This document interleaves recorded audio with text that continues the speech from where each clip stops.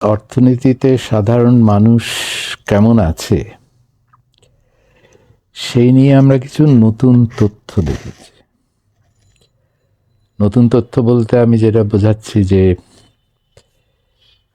দরিদ্রতার যেই অবস্থা সেটা নিয়ে 2021-এর পর থেকেই একটা শঙ্কা সবার মধ্যে ছিল যে কোভিড পরবর্তীকালে এবং তারপরে অর্থনীতিতে যেই ধাক্কা এসছে বিদেশি বৈশ্বিক কিছু ঘটনার ফলে এবং আমাদের আভ্যন্তরীণ কিছু মিসম্যানেজমেন্টের কারণে, সেখানে 2022-এ আমরা হাউসহোল্ড ইনকাম অ্যান্ড এক্সপেন্ডিচার সার্ভের তথ্য যা দেখেছি যে 2016-র তুলনায় দরিদ্রতা কমেছে, কিন্তু সেটা টিকে ছিল কিনা সেই নিয়ে পরবর্তীকালে তেমন কোনো নির্ভরযোগ্য তথ্য পাওয়া যায়নি। তবে 2025-এ এসে বিভিন্ন ধরনের জরিপে কিছু স্ন্যাপশটের মতো আর কিছু হিসাব নিকাশের ব্যাপার।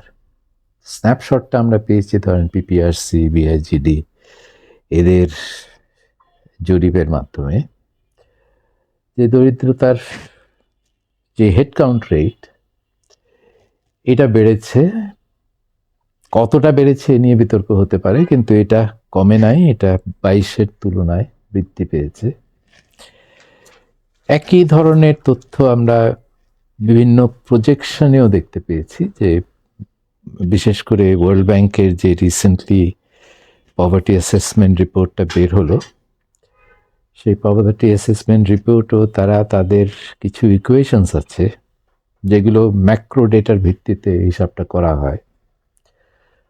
তো সেই হিসাবেও কনক্লুশনটা হলো যে আগের তুলনায় দরিদ্রতার হার, দরিদ্র সীমার নিচে যে যে মানুষগুলো আছে তাদের সংখ্যা এবং দরিদ্র সীমার উপরে যারা আছেন কিন্তু খুব বেশি দূরে নয়, যেটাকে ভালনারেবল নন পুয়ার বলা হয়, সেখানেও প্রায় 6,40,00,000 মতো তাদের হিসাবে এখনো রয়ে গেছে। তার মানে আমাদের যদি আমরা ধরি যে 4 কোটির মতো মানুষ দরিদ্র সীমার নিচে আছে আর 6,40,00,000 দরিদ্র সীমার আশেপাশে আছে, যে একটা ছোটখাটো ধাক্কা আসলেই তারা পড়ে যাবেন। তাই তো 10 কোটির উপরে মানুষ ভালো নেই, এটা তো আপনি নিশ্চিতভাবে বলতে পারেন। 18 কোটির মধ্যে 10 কোটির মতো মানুষ যদি ভালো না থাকে, তাহলে সেখানে অর্থনীতির অবস্থা কেমন, এইটা তো আর বলার অপেক্ষা রাখে না, যে অবস্থা সন্তোষজনক নয়, ঝুঁকির মধ্যে আছে। সেখানে যদি আপনি মোটা দাগে চিহ্নিত করতে চান যে কোন জায়গায় বড় বড় বিস্ফোরণগুলো, সেইটা একজন ম্যাক্রো ইকোনমিস্ট হিসেবে আমি বলবো যে 3টা। একটা হলো মূল্যস্ফীতি, যেটা গত বছরের তুলনায় এবছর কিছুটা কমলেও এটা তো বৃদ্ধির হারটা কমেছে, কিন্তু বৃদ্ধি তো চলমান এবং সেটা 8-এর উপরে, 8% বেশি রেটে আমার প্রাইস বাড়ছে। সেইটা ফুডের ক্ষেত্রেও, যদি ফুডটা কিছুটা কম, কিন্তু স্টিল 7-এর উপরে নন ফুডের ক্ষেত্রে। তো এইটা তো সাধারণ মানুষ সবাইকেই আঘাত করে এবং যাদের এই ধাক্কাটা সইবার মতো ক্ষমতা খুবই দুর্বল, তারা এর থেকে ইনজুরিটা বেশি ফিল করে।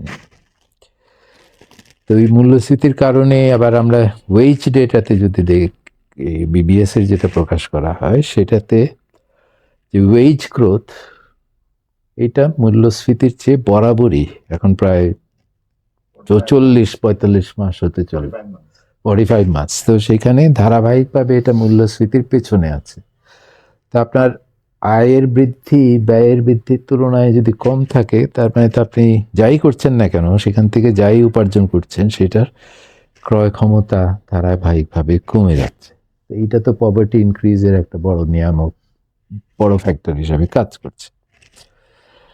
দ্বিতীয় যেই বড় জায়গাটা দেখেছে বিস্ফোরার কথা যেটা বলছিলাম, সেটা হলো যে গ্রোথ মন্থর, গ্রোথ যে নাই তা না, এবং অ্যাভারেজ গ্রোথ 3.5 থেকে 4%, এটা সাউথ এশিয়ার অ্যাভারেজ বা এশিয়ান অ্যাভারেজের সাথে তুলনা সেখান থেকে খুব বেশি ডিফারেন্ট না, কিন্তু স্লো, এবং এটা নিম্নগামী, মানে স্লো ডাউনটা যে এক জায়গায় এসে থেমে গেছে, আমরা এটাও নিশ্চিত হতে পারছি না যে তলানিটি কি আমাদের পেছনে চলে গেছে নাকি তলানিটা এখনো সামনে দেখা বাকি আছে। ডেটাতে আমরা যেটা দেখতে পাচ্ছি, বিশেষ করে কোয়ার্টারলি যে জিডিপি ডেটাগুলো বিবিএস বের করে, সেখানে আমরা যেটা পাচ্ছি যে এটা ফ্লাকচুয়েট করে, কোনো কোয়ার্টারে বাড়ে কোনো কোয়ার্টারে কমে, কিন্তু ওভারঅল ট্রেন্ড যদি আপনি হিসাব করেন স্ট্যাটিস্টিক্যালি, তাহলে দেখবেন যে দ্যাট ইজ ডাউনওয়ার্ড স্লোপিং, তার মানে এটা নিম্নগামী। তৃতীয় জায়গা হচ্ছে কর্মসংস্থানে। কর্মসংস্থানে আমাদের, আপনি আনফর্চুনেটলি 2024 ডিসেম্বরের পরে বিবিএস থেকে আমরা কর্মসংস্থান নিয়ে যে আগে একটা কোয়ার্টারলি রিপোর্ট বের হতো, সেই রিপোর্ট এখন বের হচ্ছে না। কাজে আমরা অ্যাকচুয়ালি প্রকৃত চিত্রটা 2025 কি, এটা প্রজেকশন ছাড়া এটা বলা মুশকিল। তবে 24 ডিসেম্বর পর্যন্ত যে প্রকৃত চিত্রের যে তথ্য আমরা, মানে জাতীয় জরিপের ভিত্তিতে যেটা দেখেছি, যেটাই ধরেন 6,80,00,000, 7 কোটি টোটাল এমপ্লয়মেন্ট, এটাতেই এটা একটা অপরিবর্তিত অবস্থানে আছে। এখানে কোনো বড় ধরনের কোনো অবনতিও হচ্ছে না, এখানে বড় ধরনের কোনো উন্নতিও হচ্ছে না। অবনতি না হওয়াটা কিন্তু খুব একটা সুখবর না, এই কারণে যে আমাদের মতো দেশে যেখানে কোনো পাবলিক বলেন প্রাইভেট বলেন কোনো বড় ধরনের সামাজিক নিরাপত্তার ব্যবস্থা নাই, সেখানে কিছু না করে বসে থাকাটা একটা বিলাস, এবং এই বিলাসটা বেশিরভাগ মানুষই অ্যাফোর্ড করতে পারেন না। কাজে আপনার যদি ভালো কাজের কোনো সুযোগ না থাকে, নিজের ব্যবসা হোক বা চাকরি হোক, কিছু না কিছু আপনাকে করে সার্ভাইভ করতে হবে। ওই চায়ের দোকানে গিয়ে ওয়েটারের একটা হয়তো চেয়ার টেবিল পরিষ্কার করছেন, অথবা রাস্তায় দাঁড়িয়ে কিছু বই বিক্রি করছেন, বা কিছু পতাকা বিক্রি করছেন, কিছু ফুল বিক্রি করছেন, এটাও তো কর্মসংস্থান। কিন্তু এগুলো মানুষ করে কখন, যখন আর কিছু করার অপশনটা তার কাছে থাকে না। সেই জন্য বলছি যে এটা অবনতি হওয়ার কোনো সুযোগই নাই, কারণ যেহেতু কোনো অল্টারনেটিভ কিছু নাই, কিছু না কিছু করে দিনে হয়তো সেই 8 ঘন্টা আপনি দেখে মনে হচ্ছে সে 8 ঘন্টা কি 10 ঘন্টা কাজ করছে, কিন্তু অ্যাকচুয়ালি তার মানে প্রোডাক্টিভ কাজ হয়তো 1 ঘন্টা আধা ঘন্টার মতো কাজ। তো ওই কর্মসংস্থানের ক্ষেত্রে কোনো পরিবর্তন, গুণগত পরিবর্তন যেটা হওয়া কাঙ্ক্ষিত, এবং জীবনযাত্রা মান উন্নয়নের জন্য, যেটা সর্বসাধারণের জীবনযাত্রা মান উন্নয়নের জন্য যেটা এসেনশিয়াল, সেই ধরনের কোনো পরিবর্তন এইটাতে আমরা এখনো দেখতে পাচ্ছি না। এগুলো আমি বলছি যে এগুলো বিস্ফোরা। তরুণ শিক্ষিত ইউনিভার্সিটি থেকে বেরিয়েছে, বা ইউনিভার্সিটি পর্যায়ের এডুকেশন নিয়ে বেরিয়েছে, তাদের বেকারত্বের হার সব জরিপে দেখা যাচ্ছে এখানে ডাবল ডিজিটে আছে। এবং এখানে একটা মানে প্যারাডক্সিক্যাল সিচুয়েশন, যে আপনি যখন বেকারদের জিজ্ঞেস করেন, তারা বলে আমরা কাজ পাই না। আবার যারা কাজ দেয় তাদেরকে যখন জিজ্ঞেস করবেন, তারা বলে আমরা লোক পাই না।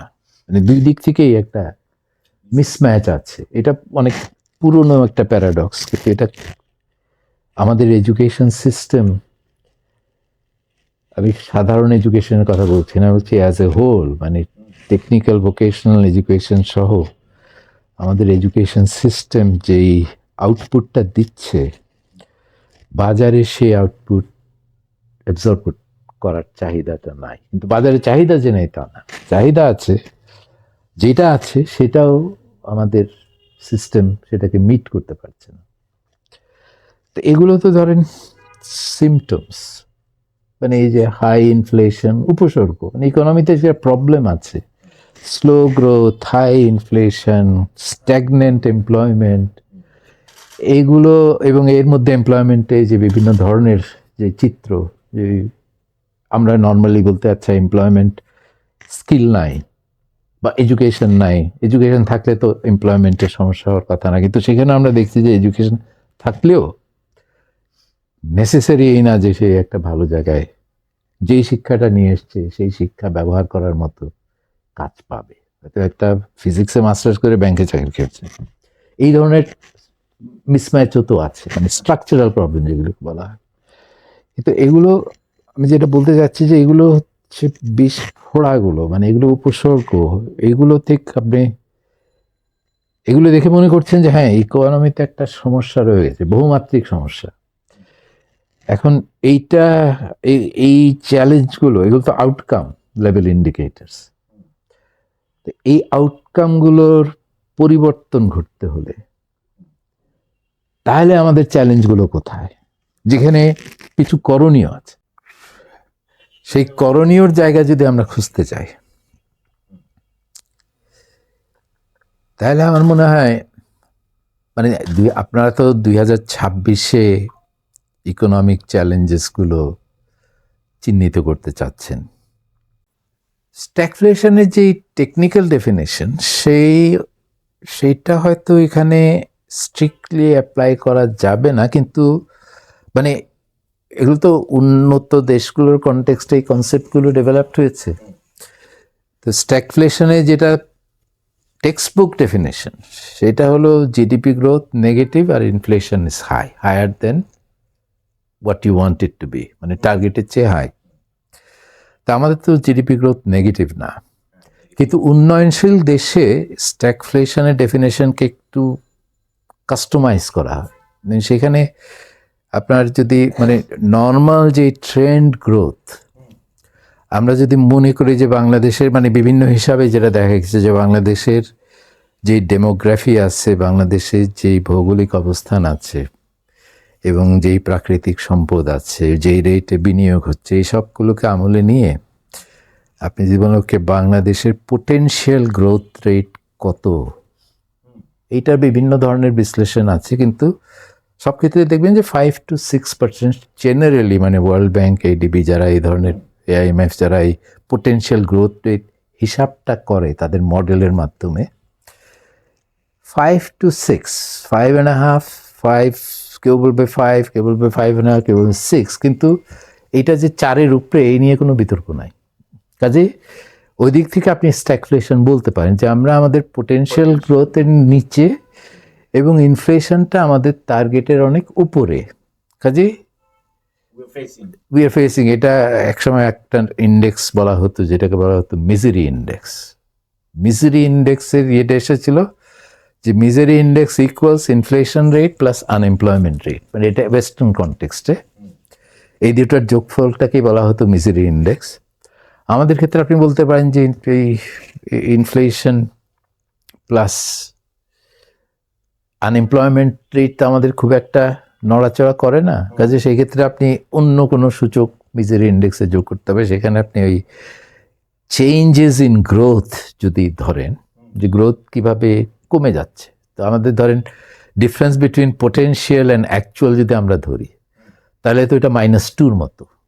আমি যদি 6 পোটেনশিয়াল ধরি আর 4 আমার অ্যাকচুয়াল, তাহলে -2।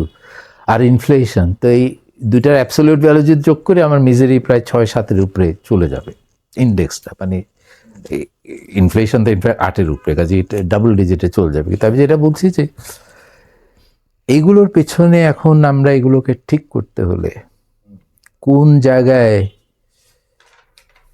কি কোন জায়গায় আমার কাজ করতে হবে সেগুলো আগে চিহ্নিত করা দরকার। মানে প্রায়োরিটি এরিয়াসগুলো কি ইন 2026, তারপরের বিতর্কটা আমার মনে হয় না এই ধরনের আলোচনায় আপনি শুরু করতে পারবেন, আর শুরু করলে শেষও করতে পারবেন না। এটা হচ্ছে যে কি করতে হবে এটা আমরা হয়তো এখন আলোচনা করতে পারি, কিন্তু কিভাবে করতে হবে, কারা করবে, এবং করতে গিয়ে আপনি কি ধরনের চ্যালেঞ্জেস ফেস করবেন, কারণ একটা রেজিস্ট্যান্স কোনো না কোনো জায়গা থেকে আসবে, আপনি যাই করতে চান। ওইটা খুব দীর্ঘ আলোচনা, এবং ওইটা জেনারেলাইজ করার মতো আলোচনা যে সব ক্ষেত্রেই ওই আপনি একই ধরনের বিশ্লেষণ অ্যাপ্লিকেবল হবে। কাজে আপনি ধরেন জ্বালানির ক্ষেত্রে একরকম, ব্যাংকিংয়ের ক্ষেত্রে আরেক রকম, ট্রেড লজিস্টিক্সের ক্ষেত্রে একরকম, ম্যাক্রো ম্যানেজমেন্টের ক্ষেত্রে আরেক রকম চ্যালেঞ্জেস। তো ওই আলাপে না গিয়ে আমাদের প্রথম আমার এই 4টা এরিয়া যেখানে তারও একটা প্রিকন্ডিশন আছে, কারণ আমরা 2026-এর কথা বলছি। 2026 বাংলাদেশের ইতিহাসে একটা স্মরণীয় বছর হবে, এই নিয়ে কোনো সন্দেহ নাই। মানে এটা একটা ঐতিহাসিক বছর হবে। আরও 50 বছর পরে বাচ্চারা পাঠ্যপুস্তকে এই 26-এর কথা পড়বেন, এটা একদম গ্যারেন্টিড। সেটা এখন কি ভালো স্টোরি পড়বেন, পজিটিভ স্টোরি পড়বেন, নাকি নেগেটিভ স্টোরি পড়বেন, সেটাই হচ্ছে দেখার বিষয়। But story would be written. মানে আমি বলছি যে 2024 তো আপনার একটা প্রেক্ষাপট তৈরি করেছে। ওই প্রেক্ষাপটে একটা নতুন পলিটিক্যাল প্রসেসের মধ্যে দিয়ে আমরা একটা ট্রানজিশনের মধ্যে আছি। এই ট্রানজিশনের একটা সমাপ্তি, এটা তো 2026-এর ফেব্রুয়ারিতে।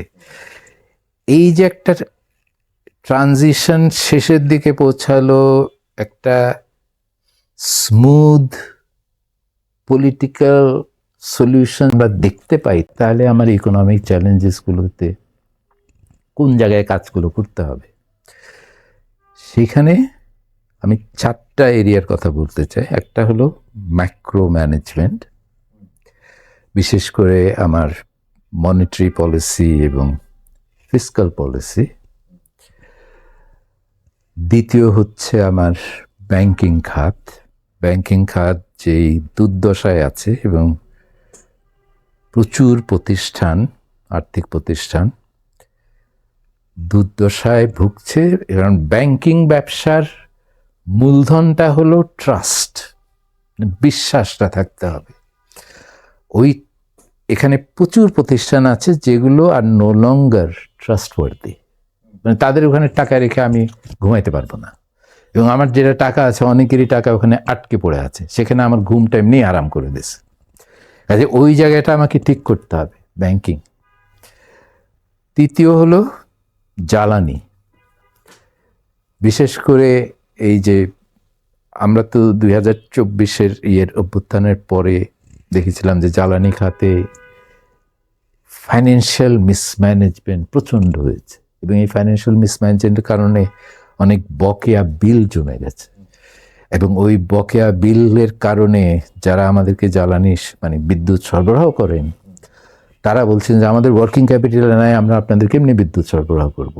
আবার যাদের সক্ষমতা আছে তারা বলছেন কন্ট্রাক্টের তো একটা ব্রিচ হয়ে গেছে, যেখানে আপনি চুক্তি পরিপালন করতে পারেন না, সময় মতো যে অ্যাক্রুড পেমেন্ট সেইটা আপনি পরিশোধ করতে পারেন না, সেখানে আমি কোন ভরসায় আপনার সাথে ফার্দার ব্যবসা করতে থাকবো। এইটা তো বিদ্যুতের যেটা প্রবলেম ছিল যে আমাদের ক্যাপাসিটি আছে, কিন্তু ওই ক্যাপাসিটি ব্যবহার করে সরবরাহ করার ক্ষেত্রে ফাইন্যান্সিয়াল মিসম্যানেজমেন্ট, কন্ট্রাকচুয়াল অনেক ধরনের একতরফা কন্ট্রাক্টের কারণে সমস্যা তৈরি হয়েছে।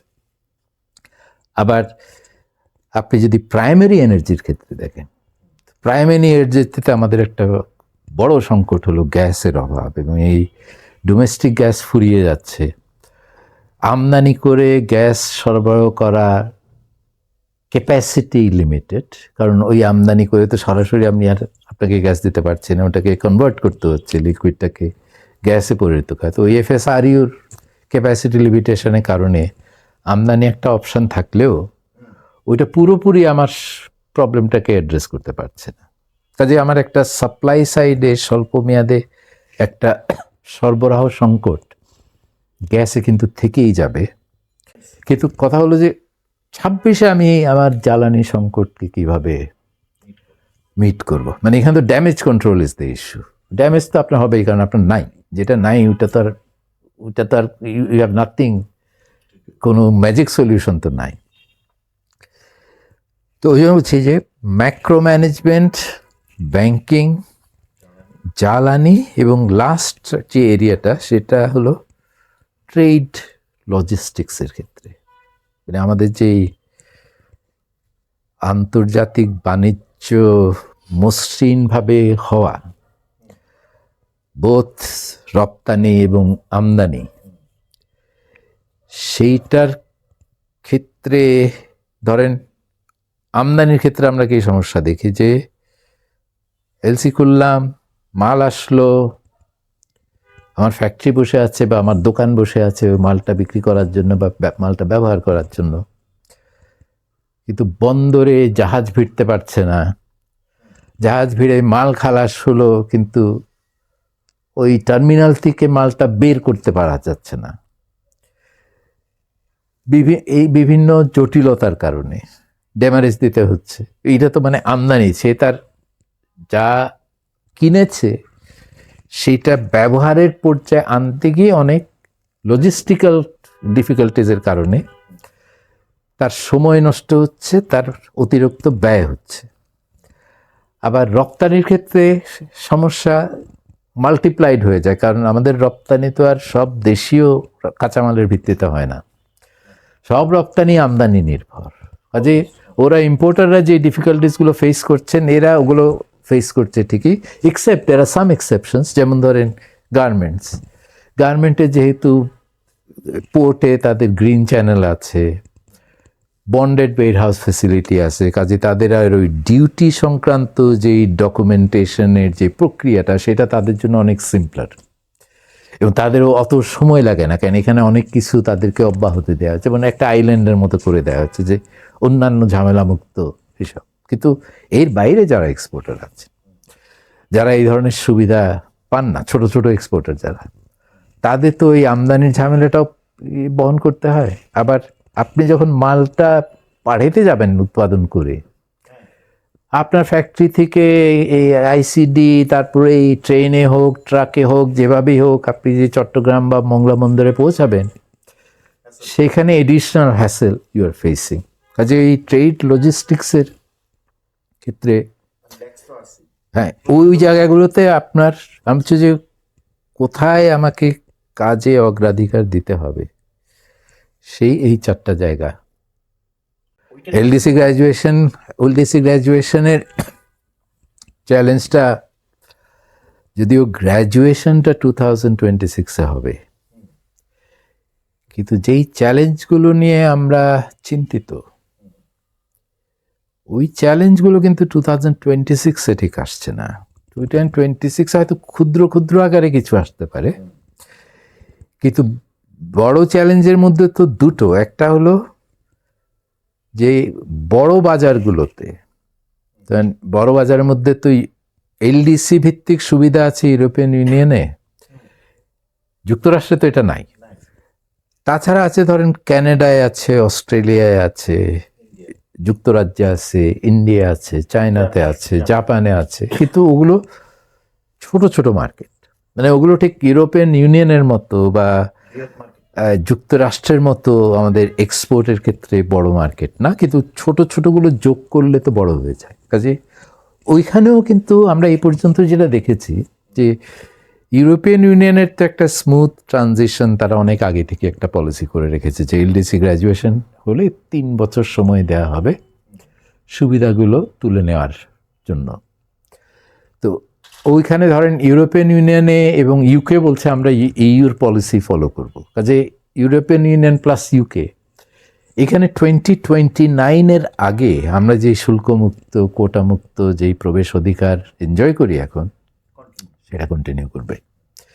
2026-এ গ্র্যাজুয়েশন হবে, কিন্তু ওই মার্কেটে এই চ্যালেঞ্জগুলো হচ্ছে না। ক্যানাডা, চায়না, জাপান, অস্ট্রেলিয়া এরাও কিন্তু অলরেডি আভাস দিয়েছে, অনেকেই কমিটমেন্টও করেছে যে সাথে সাথে সুবিধাগুলো উঠবে না, সময় দেওয়া হবে।